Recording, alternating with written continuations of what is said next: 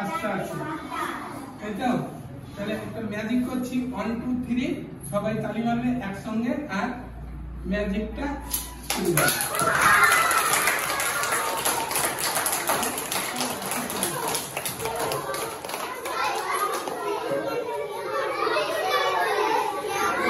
সঙ্গে মানুষের কানের সঙ্গে দড়ির সম্পর্ক থাকে। কান যদি এই দিকে ঘোরা, দড়িও এই দিকে ঘোরে।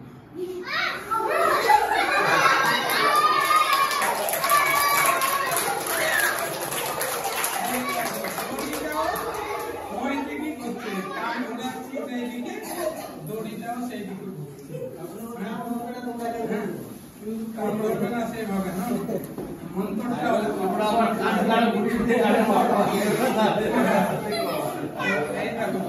বলে এই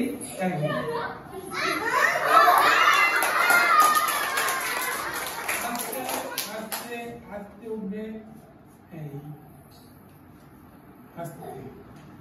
এই দেখো, যদি আমার কান যা বলি আকস মাকস গিলি গিলি ছু,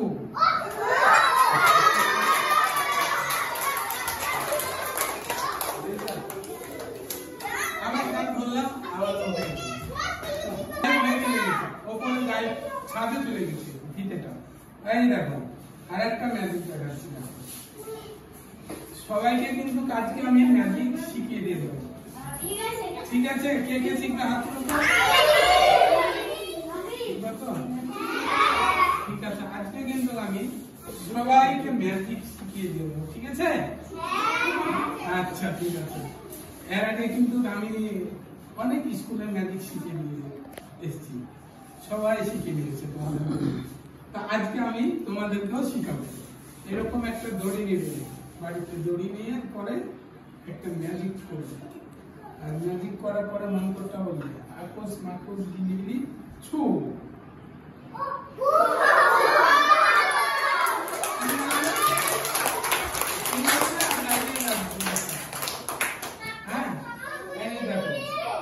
ম্যাজিক পাওয়ারে কিন্তু দড়িটা ওঠা নামা হচ্ছে।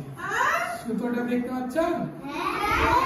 কে দেখতে পাচ্ছ? কই সুতো দেখতে পাচ্ছ না কিন্তু, এই দেখো সুতোটা উঠছে না নিচে।